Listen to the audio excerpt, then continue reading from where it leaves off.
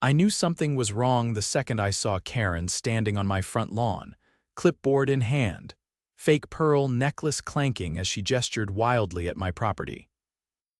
A man in a suit stood beside her, nodding like they were finalizing some kind of deal. My stomach dropped. Karren was the head of the HOA, and she treated the neighborhood like her personal kingdom.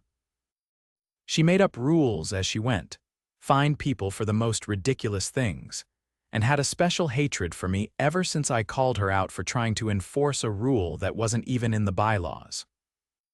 But this was something else. I parked my truck, stepped out, and crossed my arms. "Karren, what exactly are you doing on my property?" She turned, her lips curling into the kind of smile that made my skin crawl. "Oh, Nathaniel, I was just discussing some exciting changes with Mr. Bennett here." She motioned to the suited man, who gave me a polite nod. I ignored him. "Exciting changes," I repeated. "On my property." Karren let out a breathy laugh like I'd said something adorable. "You mean the property that was foreclosed?" I blinked. "Foreclosed." She flipped through her clipboard, tapping one of the papers with her manicured nail. "Yes, unfortunately, due to unpaid HOA fees, we had to take action. The board voted, and the property was listed for sale. Mr. Bennett here represents a developer who's purchasing multiple lots for a new community project." My blood turned to ice, then to fire. "I never had unpaid HOA fees." She gave a condescending shrug. "Oh, but you did. We sent notices, multiple in fact." I took a slow, steady breath. "I never received any notices." "Well, that's unfortunate," she said, not sounding sorry at all, "but the sale has already gone through. Mr. Bennett's firm now owns the deed, and you'll need to vacate within 30 days. I clenched my fists so hard my nails dug into my palms. This wasn't just incompetence, this was theft. They hadn't sent me a single warning, no emails, no registered letters. Nothing. And suddenly my house was gone. Karren must have sensed my fury because she gave me that smug little tilt of the head. "I did warn you about keeping up with your HOA obligations. Maybe next time you'll take us more seriously." I didn't respond. There was no point arguing with a snake. Instead, I turned to Mr. Bennett. "This sale is illegal. You might want to reconsider before you get dragged into a lawsuit." He shifted uncomfortably but didn't say anything. Karren, however, laughed again. "Oh, Nathaniel, lawsuits are expensive, and the HOA has already handled everything legally. I suggest you start packing." I stared at her, my mind racing. She thought she had won. She thought she had stolen my house right out from under me, and that I would just take it. But she underestimated just how far I was willing to go to get revenge. I wasn't just going to get my house back. I was going to take everything from her. I didn't sleep that night. Instead, I sat at my desk, surrounded by stacks of documents, scrolling through every law and regulation I could find on HOA foreclosures. If Karren thought I was going to roll over and accept this, she had another thing coming. First, I needed proof. I dug through my financial records, pulling up every payment I had ever made to the HOA.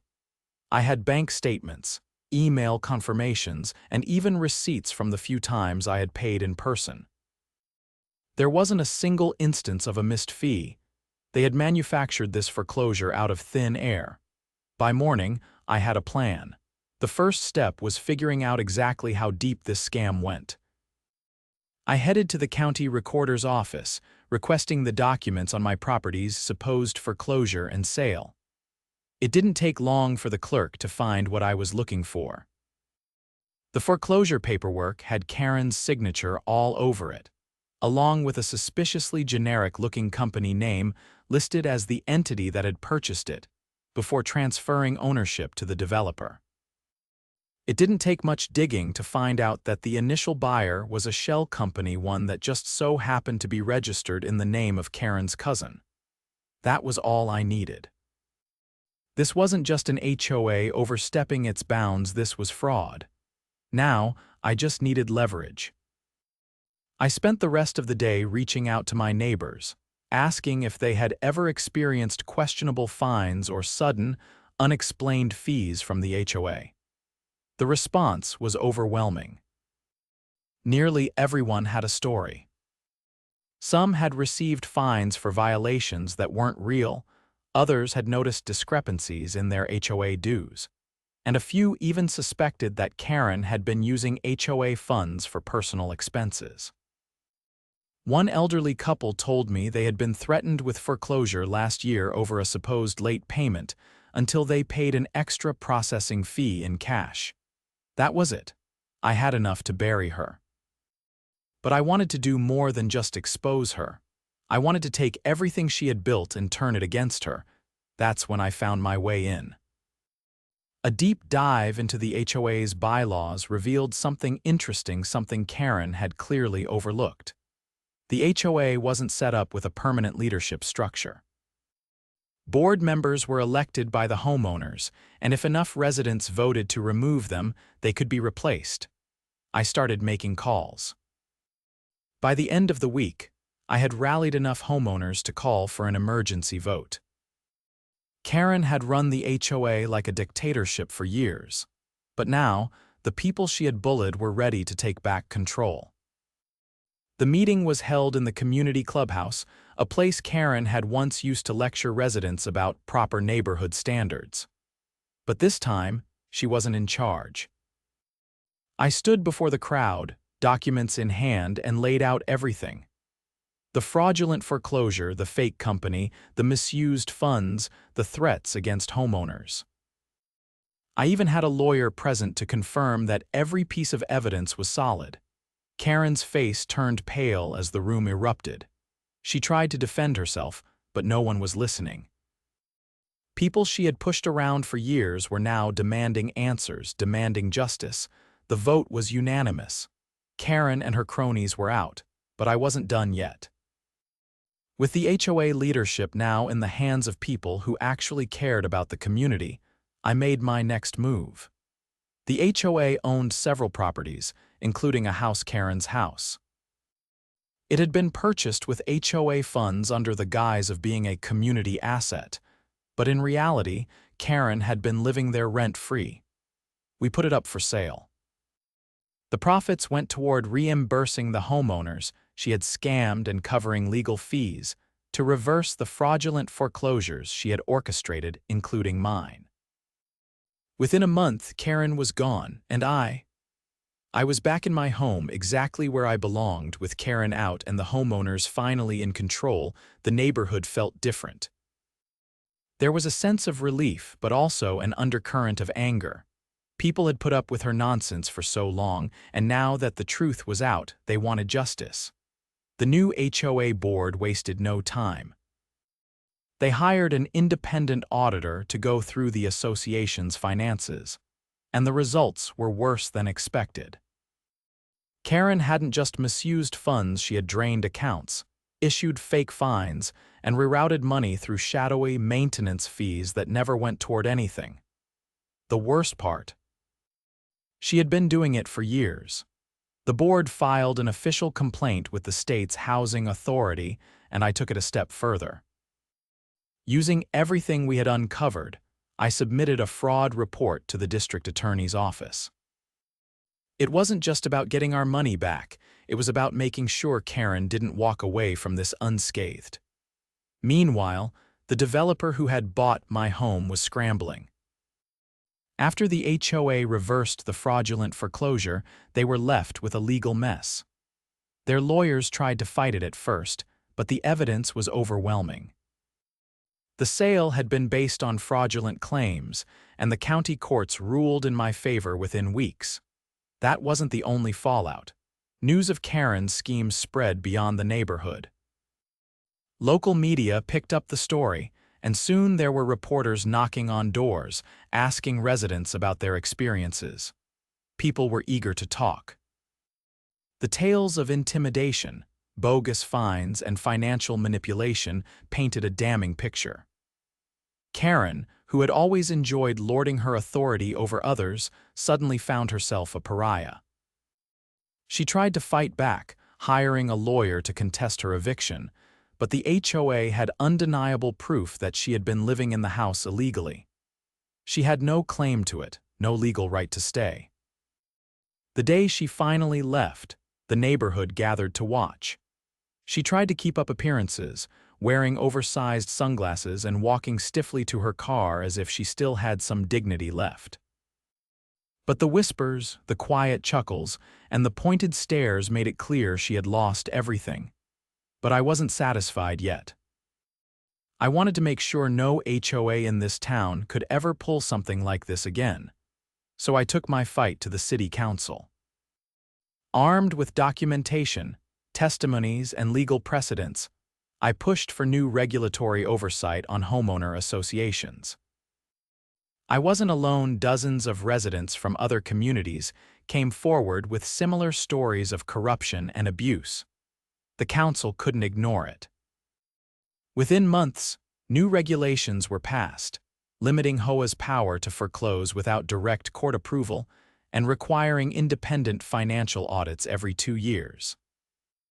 Karren had thought she could take my home and get away with it.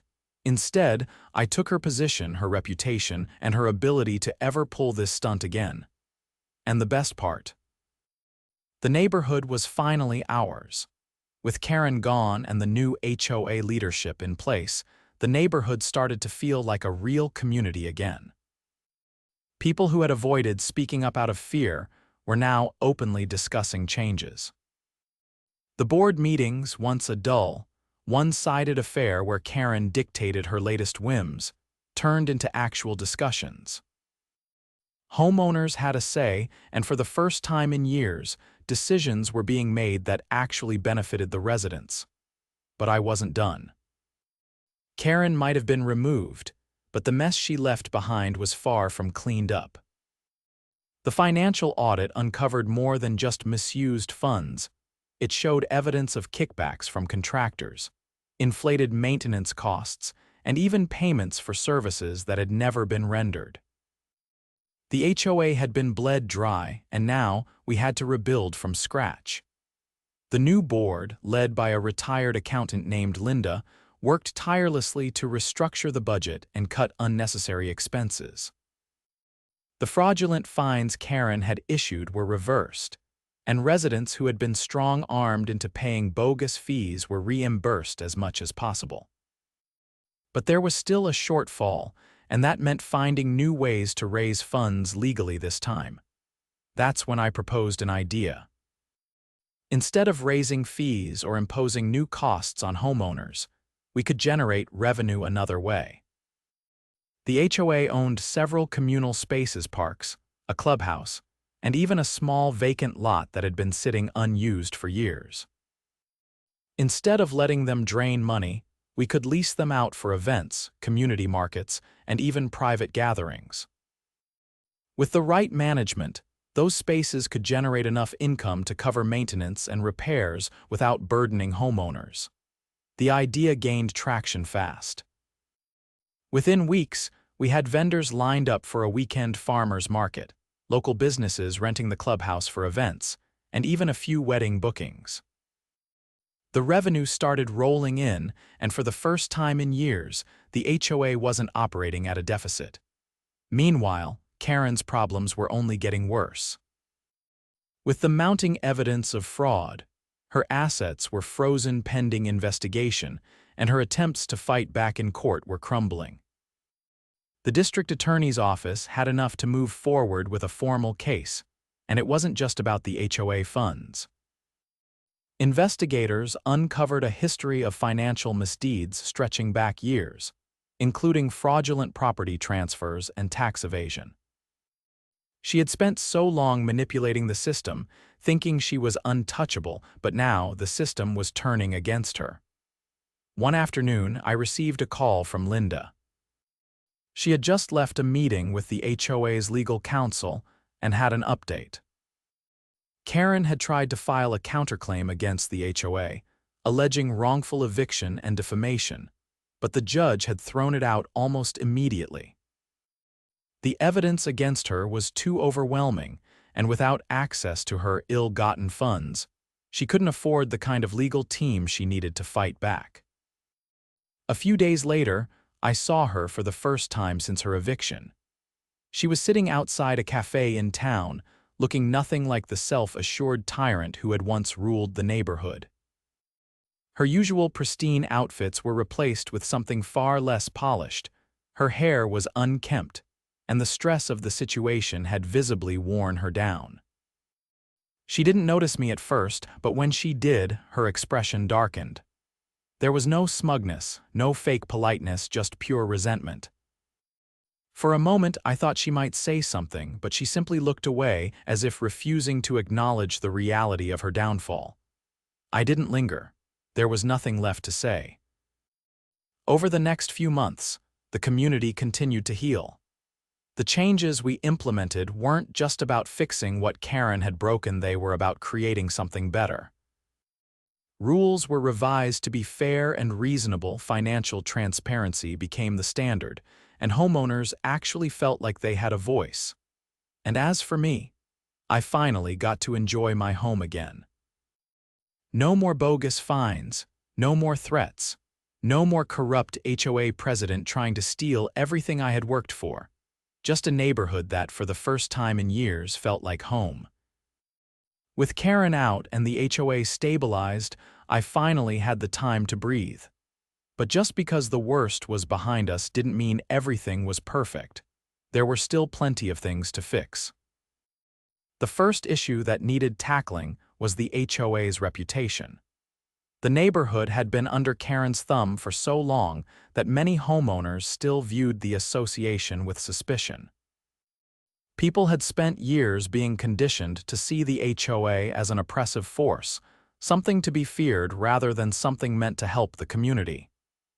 That had to change. Linda and the rest of the new board worked to create initiatives that actually benefited homeowners. Instead of arbitrary fines and rule changes, we focused on transparency and community engagement.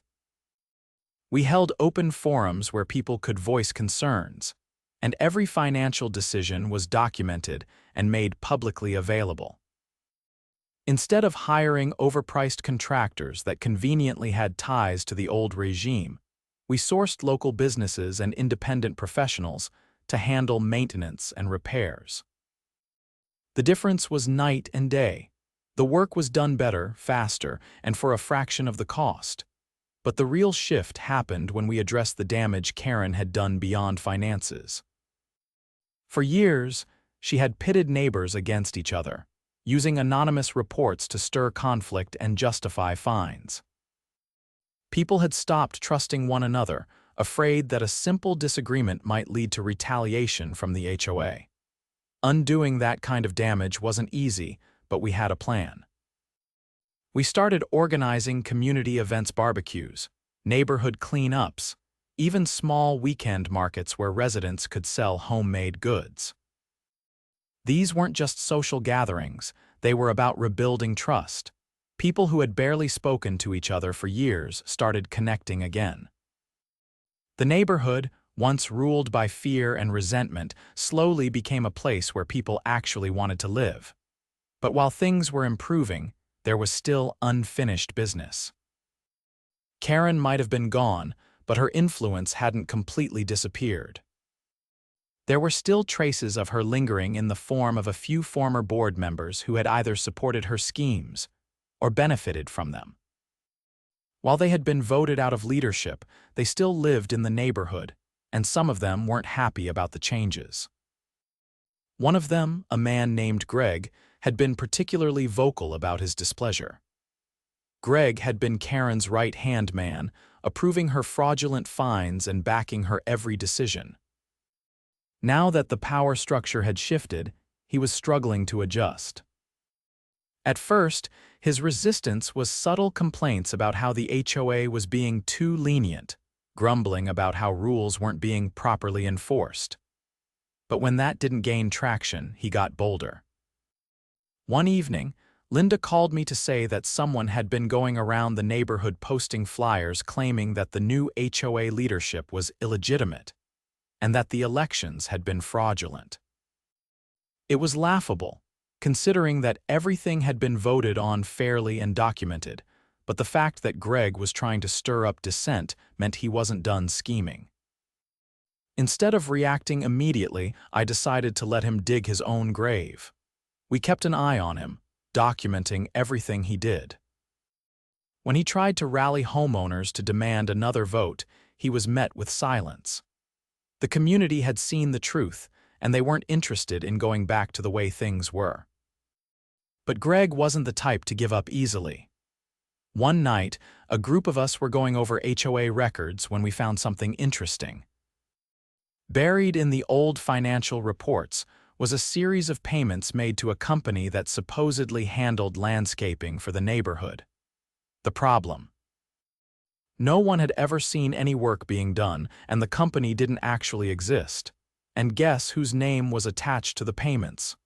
Greg.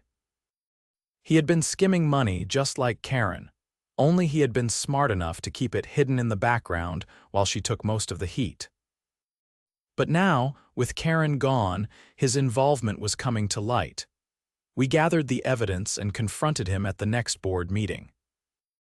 At first, he denied everything, claiming it was a mistake, a clerical error. But the documents told a different story. We had bank records, payment logs, and even an old email where he had approved the phony expenses himself. With the truth out in the open, Greg had no choice but to back down. He resigned from the HOA entirely, and soon after, he quietly put his house up for sale and left the neighborhood. With him gone, the last remnants of Karren's influence disappeared. Over time, the HOA transformed into something no one had thought possible: a fair, functional organization that actually worked for the people living there. Instead of a dictatorship, it became a system where homeowners had a real say in how the neighborhood was run. And as for me, I got to live in the home I had fought so hard to keep, surrounded by neighbors who had once been strangers but were now friends. Karren had tried to take everything from me, but in the end, all she had done was give me the opportunity to take back what was rightfully ours. With Greg gone and the HOA finally functioning as it should, the neighborhood began to flourish.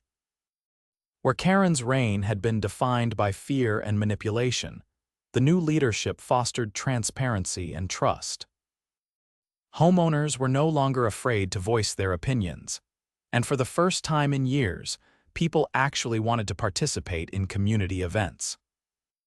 But just because the immediate threats were dealt with didn't mean the work was over. The damage Karren had done wasn't just financial, it was structural.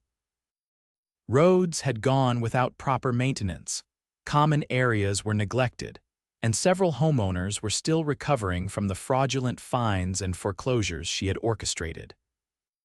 The new board wasted no time tackling these issues. With the fraudulent financial drains eliminated, we had the budget to start making real improvements. Sidewalks that had been cracked and uneven for years were repaired. Parks received long overdue landscaping, and the neglected clubhouse was fully renovated. As these changes took effect, something even more important happened: the housing market in the neighborhood rebounded. Under Karren's rule, property values had stagnated due to the HOA's terrible reputation. Buyers had avoided the area, not wanting to deal with the nonsense that came with living under her iron-fisted control. But now, with a fair and transparent system in place, interest in the neighborhood surged. Houses that had sat on the market for months started selling quickly, and new families moved in, eager to be part of a community that was finally thriving. It was a complete transformation, and it wasn't just about the physical improvements, it was about the people. The real test came when the HOA had its first scheduled leadership election under the new system. Unlike the sham elections Karren had rigged in the past, this one was open, fair, and well documented. Multiple candidates ran for positions, and homeowners actually engaged in discussions about what they wanted for the community's future. When the results came in, The same board members who had helped clean up Karren's mess were overwhelmingly re-elected, a clear sign that the neighborhood trusted them. It was a stark contrast to the way things had been before, when leadership had been decided behind closed doors with no input from the residents. With the HOA finally stable and functional, I stepped back from the day-to-day affairs. I had never wanted to be involved in HOA politics. I had only fought back because I refused to let Karren steal my home. Now that the community was in good hands, I could finally enjoy what I had fought so hard to protect. One evening, as I sat on my porch watching the sunset, I reflected on everything that had happened. It was hard to believe that just months ago, I had been on the verge of losing everything. Karren had thought she could take my home, manipulate the system, and walk away unscathed. Instead, she had lost everything: her power, her reputation, and even her ability to live in the very neighborhood she had tried to control. And the best part, she wasn't coming back. The legal cases against her had progressed, and with the overwhelming evidence of fraud and embezzlement, she had taken a plea deal to avoid a lengthy trial. The deal required her to pay restitution to the HOA and several homeowners she had wronged. But since her assets had already been seized, she had little left to offer. She had tried to rebuild her life in another town, but the notoriety of her actions followed her. No HOA in the state would touch her, and any attempt she made to regain influence was shut down before it even began. The final nail in the coffin came when the State Housing Authority implemented new regulations inspired by our fight. These new laws placed stricter oversight on HOA financial management, required independent audits, and made it significantly harder for HOAs to foreclose on properties without court approval. Karren had tried to manipulate the system to her advantage, but in the end, all she had done was expose its weaknesses, and in doing so, she had helped us fix them. As the sun dipped below the horizon, I took a deep breath, feeling the weight of the past finally lift. The battle had been long, but it had been worth it. The neighborhood was stronger, the community was united, and most importantly, my home was exactly where it belonged with me. This wasn't just a victory over Karren. This was a victory for everyone who had ever been bullied by an HOA drunk on power. It proved that no matter how much corruption festered, it could always be uprooted if people stood together. And as I looked around at the thriving neighborhood, I knew one thing for certain: this was the home I had fought for, and it was a home worth protecting.